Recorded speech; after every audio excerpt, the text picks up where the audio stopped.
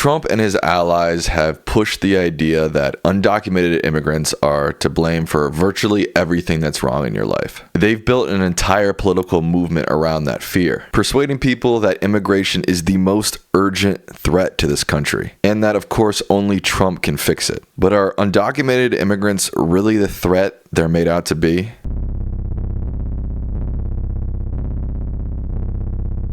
Here's a myth you've heard a million times. Undocumented immigrants are driving crime in America. The reality, they actually commit less violent crimes than native-born Americans. A 2024 Cato Institute study in Texas found that undocumented immigrants were 26% less likely than natives to be convicted of homicide. Legal immigrants were 61% less likely. And nationwide, research from the American Immigration Council has shown that as immigration rates have risen, crime rates have actually fallen. Some even argue that every undocumented immigrant is a criminal just by being here. But that's a distortion. Many cases of undocumented status are civil violations, for example, overstaying a visa. Calling all undocumented people criminals is sort of like saying a jaywalker is a violent offender. Now, let's be clear, tragedies do happen. Undocumented immigrants, like anyone, can commit crimes. But statistically, as we just saw, they're less likely to commit violent crimes than native-born Americans. The Trump administration doesn't want you to know that reality. Instead, they highlight rare but shocking cases, then spin them into a story of constant threat. That's not justice,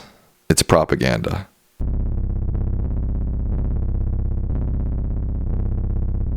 In a May 9th, 2025 executive order entitled Establishing Project Homecoming, the Trump administration claims that undocumented immigrants cost the American taxpayer $150 billion a year. Don't believe that $150 billion number. It's cherry-picked and misleading. In reality, the Institute on Taxation and Economic Policy found that undocumented immigrants paid something like $96.7 billion in federal, state, and local taxes in 2022. They also found that in 40 states, undocumented immigrants pay higher state and local tax rates than the top 1% of households in said state. Most undocumented folk have income and payroll taxes deducted from their wages. If they purchase a home or any goods and services, they pay state and local property taxes or sales taxes like other folks in their communities. And yet they are ineligible for most federal benefits and welfare, including food stamps, Social Security, and Medicaid. That means they're often paying into a system they can't even access. During the 2025 government shutdown, you've heard the Trump administration and many Republicans in Congress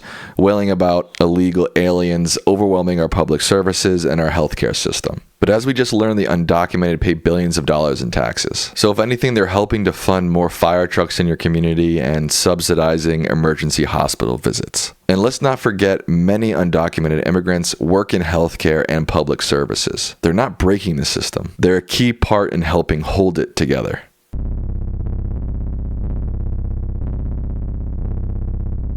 It's a line as old as time. Mexicans are taking our jobs, Jews are taking our jobs, Italians are taking our jobs. But what if I told you that more undocumented immigration actually means more jobs for everyone? A 2014 study by the National Bureau of Economic Research modeled the U.S. labor market. And when there are more immigrants, firms expand. Native unemployment goes down and income per native goes up. So yes, the study shows that immigration does help the economy. But the real change is bigger. How do we keep those benefits without relying on unfair treatment? Because an economy that works by holding one group down isn't truly lifting everybody up. So instead of rounding up undocumented workers like the Trump administration is doing, giving these undocumented workers legal status might actually help strengthen the American economy. Legal status means they're less vulnerable to being exploited. Wages rise and so does productivity. Over time, that output offsets the higher wages, and that's a win for the American economy. This study debunks the common myth that undocumented immigrants steal jobs. That idea assumes that there's a fixed number of jobs in the economy, which simply isn't how labor markets work. More people means more demand for goods and services, which leads to more hiring, not less. Vice President J.D. Vance has claimed that kicking out undocumented immigrants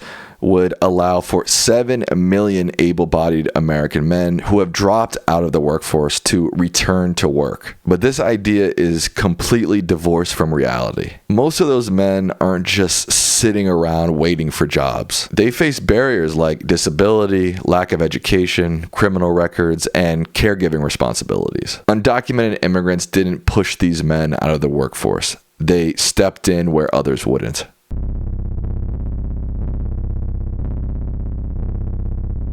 Some claim undocumented immigrants are driving up housing costs and creating shortages. But the real drivers of the affordability crisis are very different. The biggest culprits? A lack of housing supply, wages not keeping pace, and massive investment by Wall Street firms buying up homes and then renting them at inflated prices. Home prices have far outpaced wage growth. Median home prices have increased 120% since the year 2000, while wages have barely kept up with inflation. A 2022 report by Redfin found that real estate investors bought up nearly 20% of all homes sold in the US that year, and often outbid families looking for a place to live. Let's look back at the last major housing crash in the US.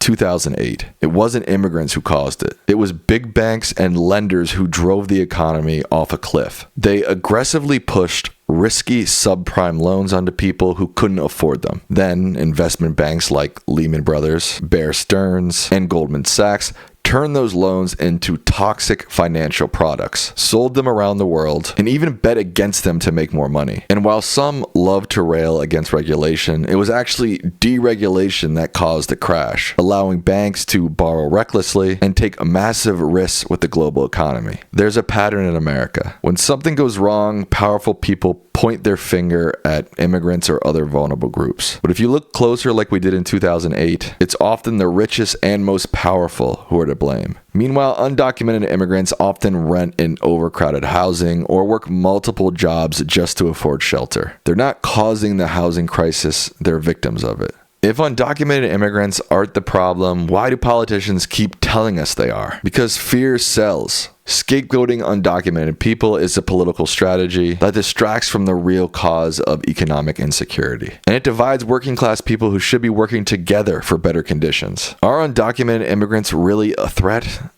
The evidence says no. The real threat isn't undocumented immigration. It's the fear-based politics designed to keep us divided. Undocumented immigrants aren't stealing the American dream. In many ways, they're fighting for it.